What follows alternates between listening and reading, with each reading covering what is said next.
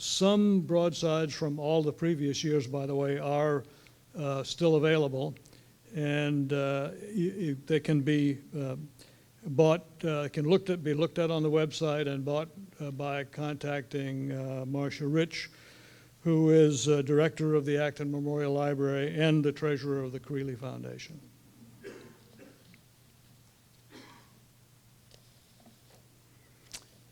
Well, now it's my great privilege and pleasure to introduce this year's winner of the Robert Creeley Award, Ron Padgett. Ron's poem, Whatever It Is, opens with the line, much poetry is depressing. Well, Ron's is not. It is filled with such wry intelligence and wit, and such a sense of the common, ordinary predicaments that and feelings to which we can all relate, that it's enjoyable. It's easy, but it has depth. It can truly pack a punch as well. As fellow poet Charles Simic said, reading Padgett, one realizes that playfulness and lightness of touch are not at odds with seriousness, and that certainly applies. Ron, I'd like to present you the 15th annual Robert Creeley Award, and in accepting it, I'm glad you will. You'll be joining a long line of very distinguished poets, and they will be pleased to have you as part of their company. Your audience is in for a rare treat. Thank you, Frank.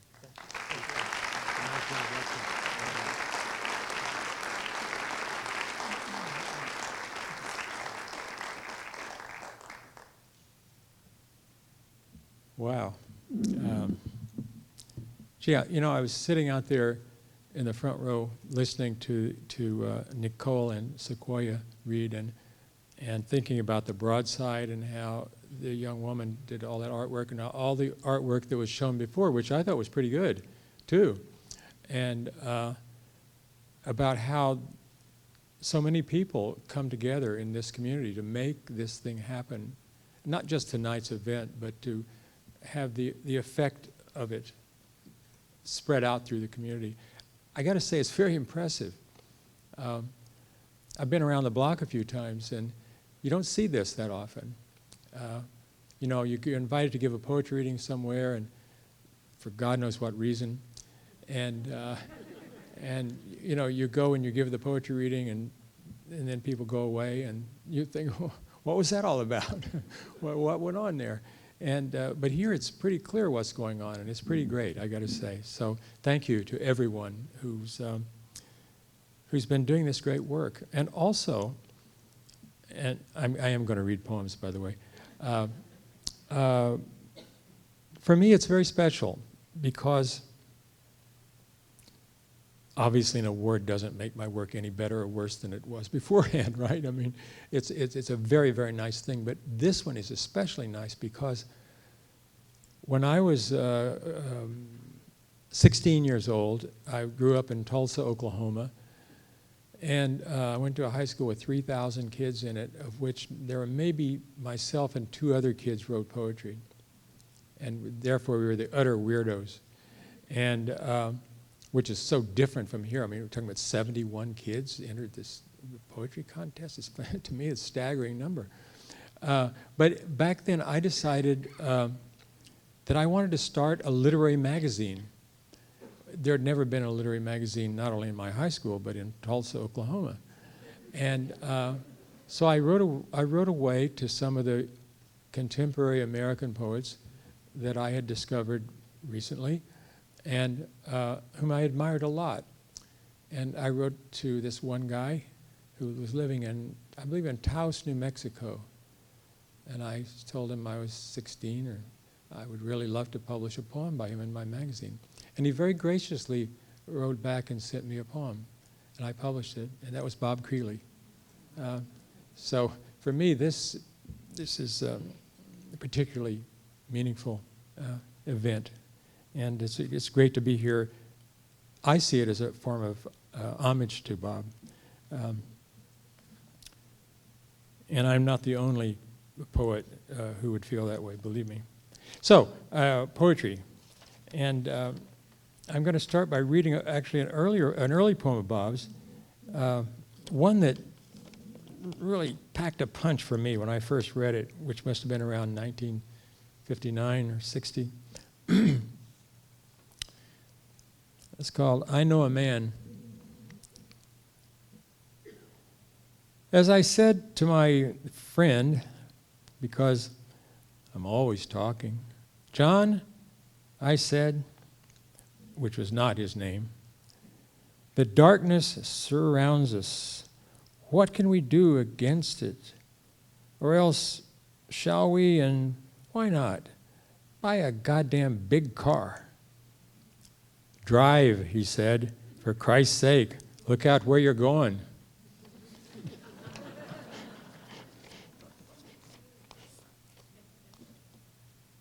Drive, he said. Oh, there was a novel that came out in the 60s called Drive, he said, that was taken from that. And also another novel called The Darkness Surrounds Us. So for such a small poem, it got two novel titles. It's like challenging Shakespeare for... And if you allow me to read this other poem, an early poem of mine, that was written probably only a month or two after Bob sent me that poem for the magazine. So I wrote this when I was 16 or 17. And anyway, I won't comment on it. It's a very early little piece of mine. But I'm reading it because of the influence that Bob had on me at that time. It's called Joe's Walk. Joe's walk, with all his troubles and tired legs, light and breezy, like a nice guy.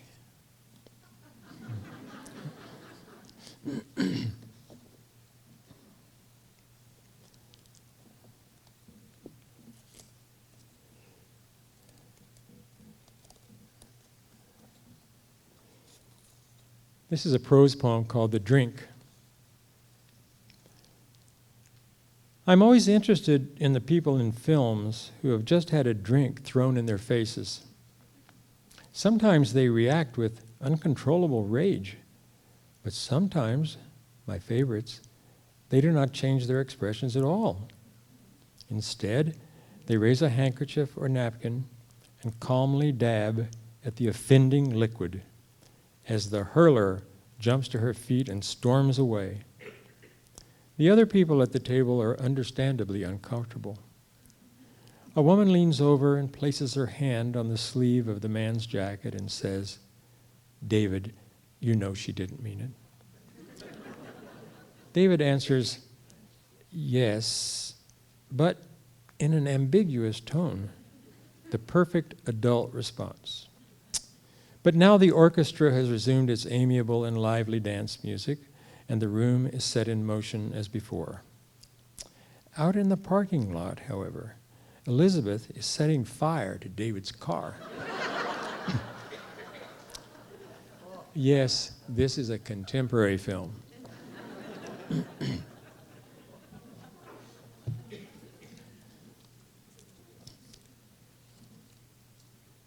this is another prose poem.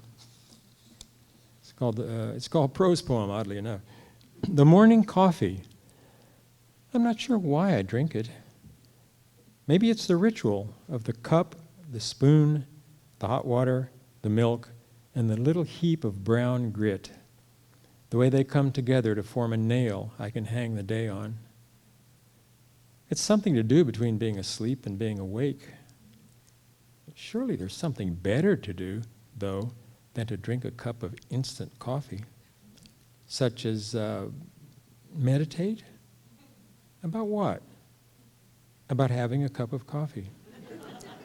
A cup of coffee whose first drink is too hot and whose last drink is too cool, but whose many in-between drinks are, like Baby Bear's porridge, just right. Papa Bear looks disgruntled. He removes his spectacles and swivels his eyes onto the cup that sits before Baby Bear. And then, after a discreet cough, he reaches over and picks it up. Baby Bear doesn't understand this disruption of the morning routine. Papa Bear brings the cup close to his face and peers at it intently. The cup shatters in his paw, explodes actually, sending fragments and brown liquid all over the room. In a way, it's good that Mama Bear isn't there. Better that she rest in her grave beyond the garden, unaware of what has happened to the world. The poet Kenneth Koch, who was also a friend of ours, Kenneth Koch read that poem and he said, "Ron, you're going to be remembered as the poet who killed Mama Bear."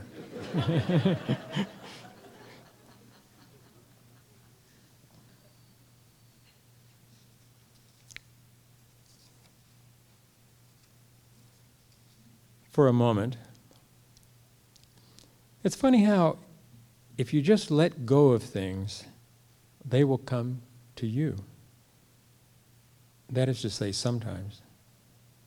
So, what good is such a generalization? It makes you feel good to say such things from time to time, as if you actually and really and truly knew something.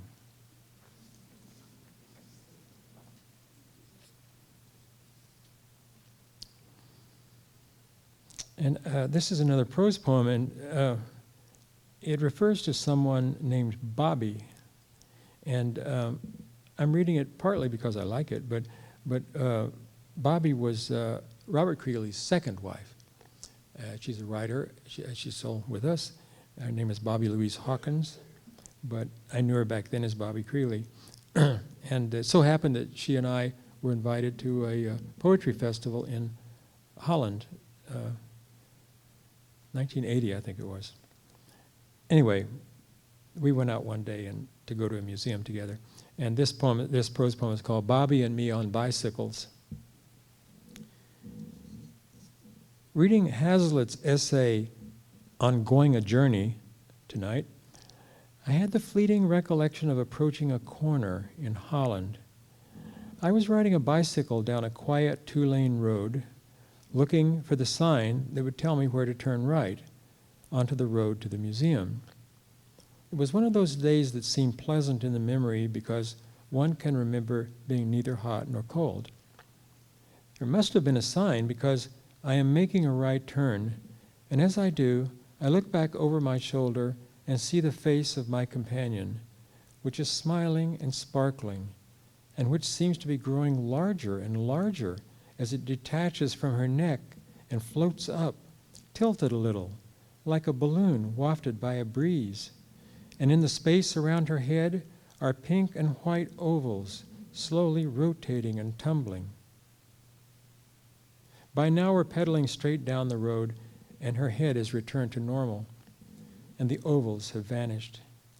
She's laughing a little, girlish and free, happy to be gliding along on a bicycle past the big trees on both sides of the road that is taking us to the museum.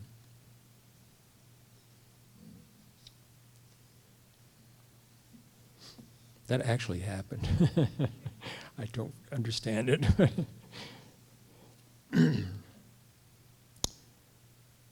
Poet as immortal bird. A second ago, my heart thump went, and I thought, oh, this would be a bad time to have a heart attack and die in the middle of a poem. Then I took comfort in the idea that no one I have ever heard of has ever died in the middle of writing a poem, just as birds never die in mid-flight. I think.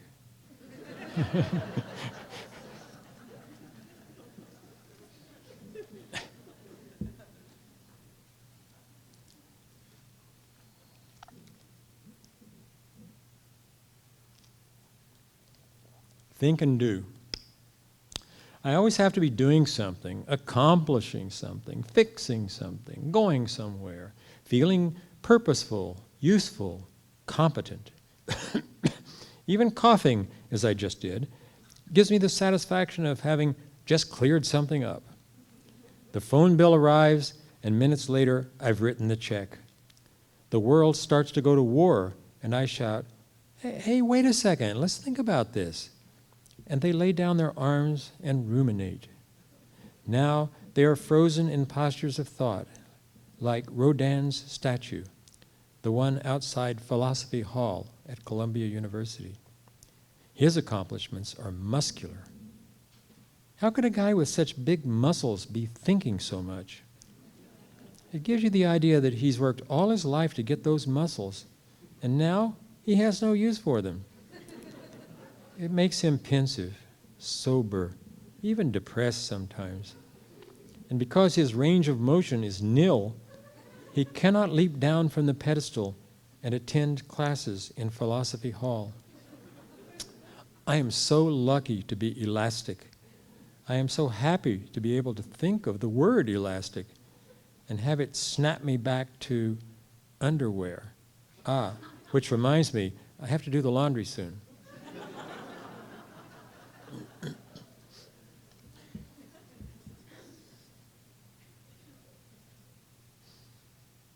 This is called haiku. That was fast. I mean life.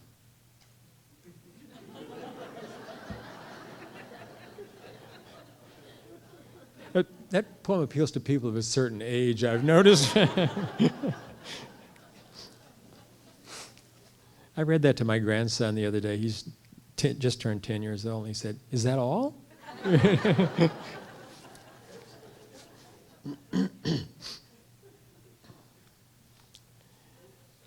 And this is called Bob Creeley Breakthrough.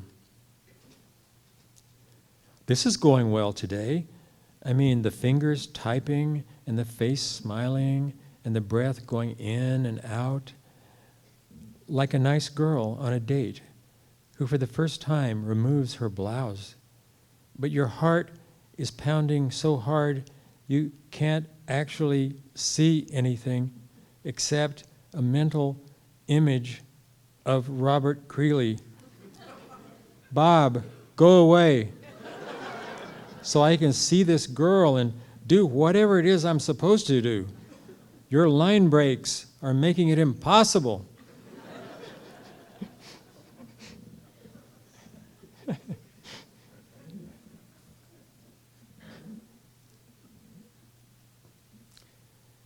I'm going to read a sort of long poem now that my wife told me not to read.